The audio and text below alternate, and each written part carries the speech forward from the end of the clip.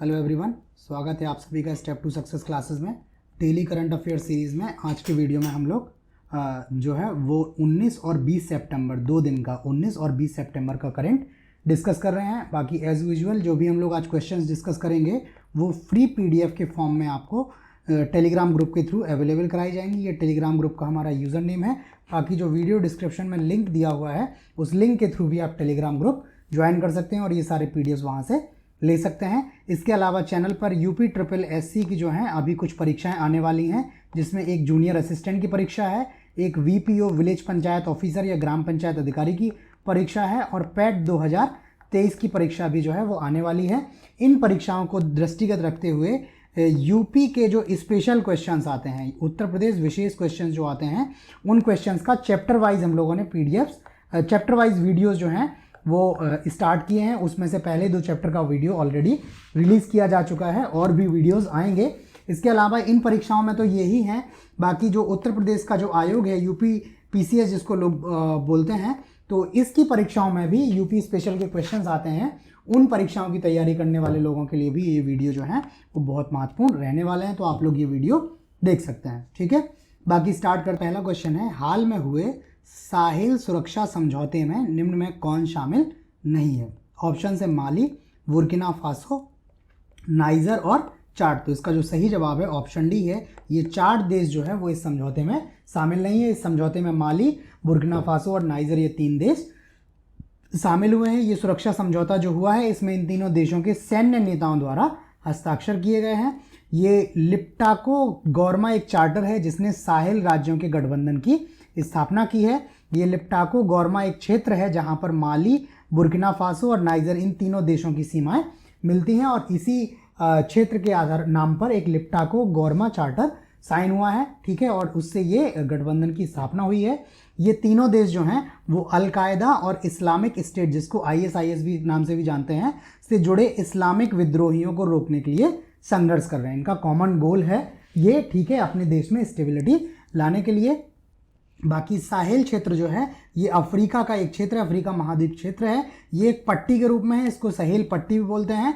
ये अफ्रीका के पश्चिम से पूर्व तक फैला हुआ है पूरे कॉन्टिनेंट में। ईस्ट से जो है ये वेस्ट तक पूरे कॉन्टिनेंट में फैला हुआ है और कॉन्टिनेंट को 2 भागों में बांट देता है, जो सहारा के रेगिस्तान को दक्षिण के घास के मैदानों से पृथक करता है। जो नॉर्थ वाला एरिया है उसमें जो है वो सहारा का रेगिस्तान है और साउथ वाले एरिया में जो है वो घास के मैदान है। तो ये जो पट्टी है इनको दोनों को पृथक करती है। ये साहेल पट्टी जो है वो अटलांटिक महासागर से लेकर लाल सागर तक फैली हुई है। ठीक है, ये अफ्रीका के साहेल भाग में जो देश शामिल हैं या देशों के जो हिस्से शामिल हैं वो इसमें लिखे हुए हैं, वो आप देख लीजिएगा अगर आपको ज़रूरत लगे तो।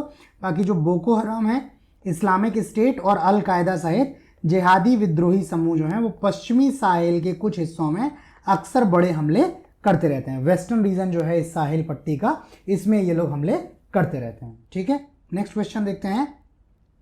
नेक्स्ट क्वेश्चन है, भारत ने एशिया कप 2023 का खिताब किस टीम को हराकर जीता है? ऑप्शन है पाकिस्तान, श्रीलंका, बांग्लादेश और अफगानिस्तान। तो इसका जो सही जवाब है ऑप्शन बी है। ये भारत ने श्रीलंका की टीम को हराकर एशिया कप 2023 का खिताब जीत लिया है। मैच जो हुआ है फाइनल का ये कोलंबो में आयोजित हुआ था और इसमें भारत ने श्रीलंका को 10 विकेट से हराया है। एशिया कप में भारत का ये 8वां खिताब है। ठीक है, इसके पहले 7 खिताब भारत और जीत चुका है और भारत के पास एशिया कप के सबसे ज़्यादा खिताब हैं। दूसरे नंबर पर श्रीलंका आता है। बाकी मैच के दौरान मैन ऑफ द मैच का जो पुरस्कार है ये मोहम्मद सिराज को मिला हुआ है। मैन ऑफ द सीरीज जो रहे हुए हैं ये कुलदीप यादव हैं, भारतीय खिलाड़ी। और मैच का जो सर्वश्रेष्ठ कैच है ये रविंद्र जडेजा, जो ये फाइनल मैच हुआ है उसमें जो सर्वश्रेष्ठ कैच का पुरस्कार जो मिला है वो रविंद्र जडेजा को मिला हुआ है। ठीक है, नेक्स्ट क्वेश्चन है, भारत की एला वेलारेवान ने ISSF विश्व कप शूटिंग में महिलाओं की 10 मीटर एयर राइफल स्पर्धा में कौन सा पदक जीता है? ऑप्शन है कांस्य पदक, रजत, स्वर्ण और कोई नहीं। तो इसका जो सही जवाब है ऑप्शन सी है। इन्होंने इस प्रतियोगिता में जो है वो स्वर्ण पदक जीता है। ये याद रखिएगा, ये 10 मीटर एयर राइफल जो कैटेगरी है वो बहुत ज़्यादा इंपॉर्टेंट है। कई बार आपसे सीधा नाम ही पूछ लेगा कि ये एला वेलारेवान है ये किस कैटेगरी की स्पर्धा में शामिल है, और आपको राइफल के या पिस्टल के जो हैं आपको नाम दे दिए जाएंगे और आपने उसको चूज करना होगा कि ये 10 मीटर एयर राइफल स्पर्धा में भाग लेती हैं। ठीक है, ये जो विश्व कप है ये ब्राजील के रियो डे जेनेरियो में आयोजित हुआ है और इन्होंने जो है वो फ्रांस की ओशियाने मुलर को हराकर ये खिताब जीता हुआ है। वेला रिवन का ये दूसरा व्यक्तिगत विश्व कप पदक है। इसके पहले वर्ष 2019 में रियो में ही ये मैच हुआ था 2019 का, उसमें भी इन्होंने 10 मीटर एयर राइफल में स्वर्ण पदक जीता हुआ था। तो इनके पास 2 व्यक्तिगत विश्व कप पदक हैं और दोनों जो हैं वो स्वर्ण पदक हैं भारत की ओर से। नेक्स्ट क्वेश्चन है, हाल में किस राज्य सरकार द्वारा एडॉप्ट अ स्कूल योजना का शुभारंभ किया गया है? एडॉप्ट अ स्कूल या किसी स्कूल को गोद लीजिए। ये ऑप्शन है उत्तर प्रदेश, महाराष्ट्र, नई दिल्ली और केरल। तो इसका जो सही जवाब है ऑप्शन बी है, महाराष्ट्र जो है, महाराष्ट्र सरकार ने ये अभी जो है एडॉप्ट अ स्कूल योजना का शुभारंभ किया हुआ है। इस योजना के तहत जो है वो सेबी सर्टिफाइड कॉरपोरेट सामाजिक उत्तरदायित्व प्रमाण पत्र या कॉरपोरेट सोशल रिस्पॉन्सिबिलिटी सर्टिफिकेट वाला कोई भी व्यक्ति, संगठन या निजी उद्यम पहले बताए गए स्कूलों को गोद ले सकता है। ठीक है, गोद लेने की जो अवधि है वो केवल 5 या 10 वर्ष तक की हो सकती है, इससे अधिक की नहीं होगी। बाकी जो लोग स्कूलों को 5 साल के लिए गोद लेंगे तो उसके लिए 2 करोड़ रुपए का और 10 साल के लिए 3 करोड़ रुपए का भुगतान करना होगा। ये जो भुगतान होगा धन का, इस धन का उपयोग विद्यालयों में भौतिक अवसंरचना के लिए किया जाएगा, फिजिकल इंफ्रास्ट्रक्चर के लिए किया जाएगा, जिसमें स्कूल भवनों की मरम्मत का कार्य, शौचालय उपलब्ध कराना और खेल उपकरण खरीदना आदि शामिल है। ठीक है, बाकी मेन जो इसमें इंपॉर्टेंट है, जिन व्यक्तियों के पास, संगठनों के पास या निजी उद्यमों के पास CSR सर्टिफिकेट है, ठीक है, CSR सर्टिफिकेट है जो जिसे सेबी जो है इशू करता है, ठीक है, वही जो है इस योजना में स्कूलों को गोद ले सकते हैं। ठीक है, अगला क्वेश्चन देखते हैं। यूनेस्को की विश्व विरासत सूची में भारत का 42वां यूनेस्को विश्व धरोहर स्थल बन गया है। नाम बताना है। ऑप्शन है होयसला मंदिर, शांति निकेतन, सूर्य मंदिर मोढेरा और श्री वीरभद्र मंदिर। ठीक है, इसको लिपाक्षी मंदिर भी बोलते हैं। तो इसका जो सही जवाब है ऑप्शन ए है। जो कर्नाटक में होयसला मंदिर है, मंदिरों का समूह जो है, इसको यूनेस्को विश्व धरोहर सूची में शामिल कर लिया गया है और सूची में शामिल होने वाला ये भारत का 42वां स्थान है। इसके पहले अभी कल हम लोगों ने डिस्कस किया था, उसमें शांति निकेतन जो है वो 41वें स्थान के रूप में जो है यूनेस्को की विश्व धरोहर सूची में शामिल हो गया है। भारत की ओर से 41वें स्थान पर शांति निकेतन और 42वें स्थान पर ये होयसल मंदिर समूह है। ठीक है, ये कर्नाटक में है। ये कर्नाटक के वेलूरू और हैलेबिडु ये हासन जिले में स्थान और सोमनाथपुर मैसूर जिले में है ये मंदिर है और इनको 18 सितंबर को इस लिस्ट में शामिल किया है। शांति निकेतन ने बता दिया है। बाकी ये होयसला मंदिर जो है इनको हैलेबिडु मंदिरों के नाम से भी जाना जाता है। इनका निर्माण जो है वो 12वीं और 13वीं शताब्दी में होयसल राजाओं द्वारा किया गया था। ठीक है, ये मंदिर जो है वो भगवान शिव और विष्णु को समर्पित है। इसमें वैष्णववाद और शैववाद के विषयों के साथ जैन धर्म के चित्र भी हैं। ठीक है, इनकी जो मंदिरों की दीवारें हैं उन दीवारों पर चित्र उकेरे हैं, तो वहाँ पर भगवान विष्णु और शिव के चित्र हैं, शैववाद के चित्र हैं और जैन धर्म के चित्र भी हैं। बाकी ये जो मंदिर हैं इनकी जो डाइटी हैं वो शिव और विष्णु हैं। इनमें 3 मंदिर जो हैं, मुख्य मंदिर है ये चेन्ना केशव मंदिर है, ये भगवान विष्णु को समर्पित है। केशव जो है वो भगवान विष्णु का पर्याय है। ये बेल्लुरु हासन जिले में स्थित है। होयसलेश्वर मंदिर जो है ये भगवान शिव को समर्पित है।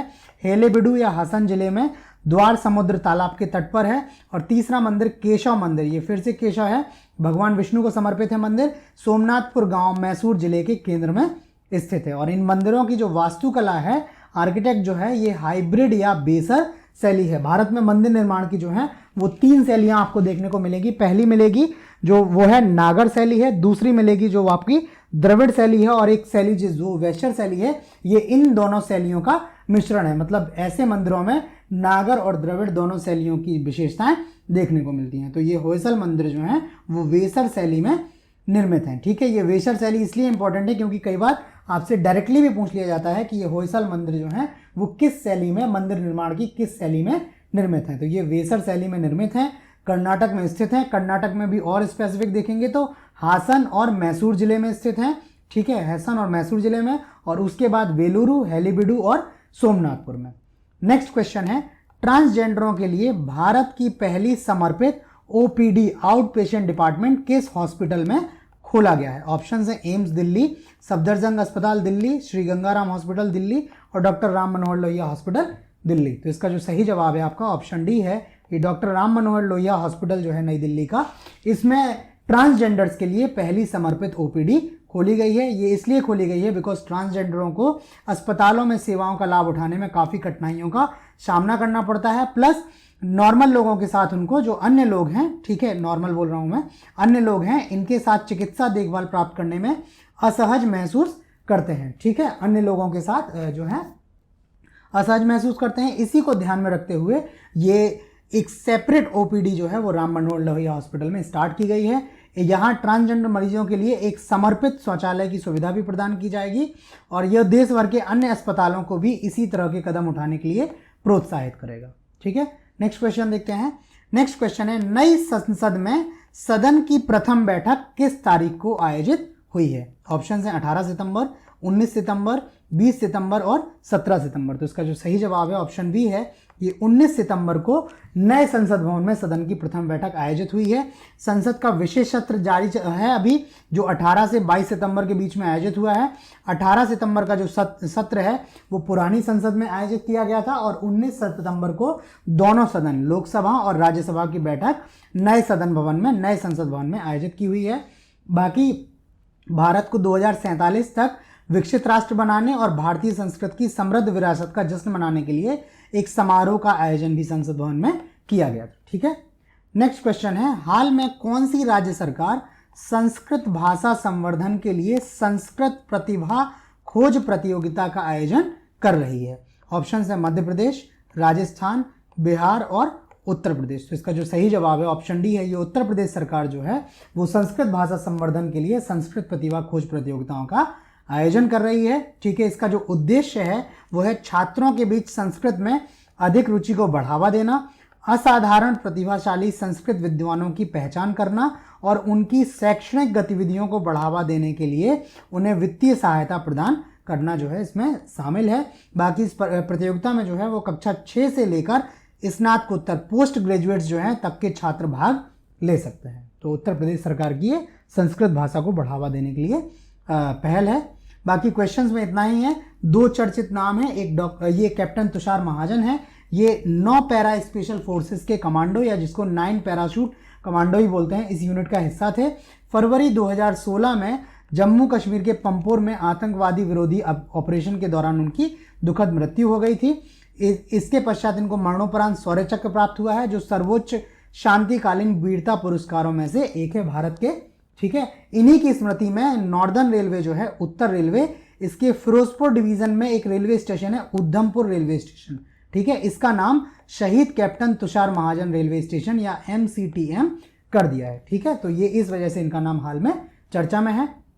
बाकी दूसरा नाम है थर्मन शनमुगरत्नम, ठीक है, इनका नाम है थर्मन शनमुगरत्नम।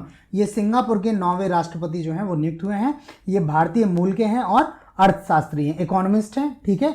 तो ये जो हैं वो सिंगापुर के 9वें राष्ट्रपति के रूप में नियुक्त हुए हैं। चूंकि भारतीय मूल के हैं इस वजह से इनका नाम जो है हमारी परीक्षाओं की दृष्टि से विशेष हो जाता है।